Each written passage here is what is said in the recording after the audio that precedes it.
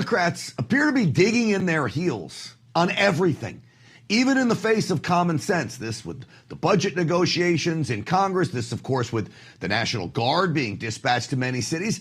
And, of course, going after criminals and stopping Antifa from literally taking over cities. They dig their heels in and they disagree. Why? Because it's President Trump. And who suffers? The American people do. We turn to Chicago. Do you know this week alone in Chicago, 17 people have been shot, 3 killed, 14 of them wounded. 17. It's only Tuesday, folks, okay? And you've got 17 people shot. The Texas National Guard has arrived in Chicago. Now, you think it would be a welcome sight for leadership in Chicago. Not the case. This is the radical mayor, Brandon Johnson. You know, as far as what we are hearing, the National Guard, first of all, it's illegal, unconstitutional, it's dangerous, it's wrong.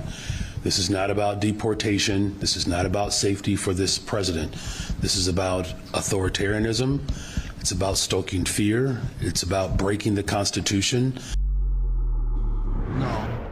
It's some of those things. When you talk about stoking fear into the hearts and minds of criminals, it's authoritarianism if you're talking about scaring criminals so they stop committing crimes.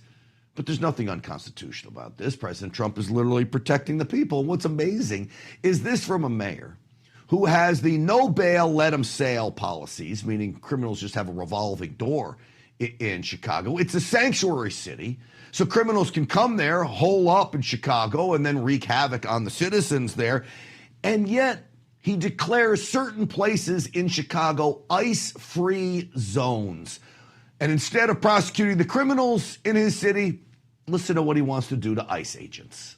Do you think that they should be charged with a crime? How would enforcement on that work for the criminal component? They should be charged with a crime because it is a crime. By who? By the entity that they're violating, the city of Chicago. It's a crime. Here's the thing. Anyone who commits a crime should be charged. I mean, isn't that the basic rule of what they ostensibly refer to as law and order? If anyone who commits a crime should be charged, we wouldn't be in this problem in Chicago with 17 people shot this week, 3 dead.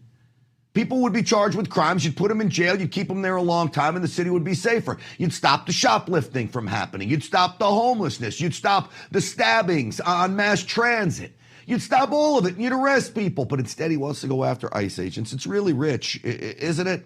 So it's not just local mayors like in Chicago and Portland that want to stop President Trump. It's leaders at a national level. This is Dick Durbin during a hearing where Attorney General Pam Bondi was on the hot seat. She gives it to Dick Durbin here. The word is, and I think it's been confirmed by the White House, they are going to transfer Texas National Guard units to the state of Illinois. What's the rationale for that? Yeah, Chairman, as you shut down the government, you voted to shut down the government, and you're sitting here, our law enforcement officers aren't being paid. They're out there working to protect you. I wish you loved Chicago as much as you hate President Trump. And currently, the National Guard are on the way to Chicago. If you're not going to protect your citizens, President Trump will. That's the message Americans want to hear, that someone is literally there to help them.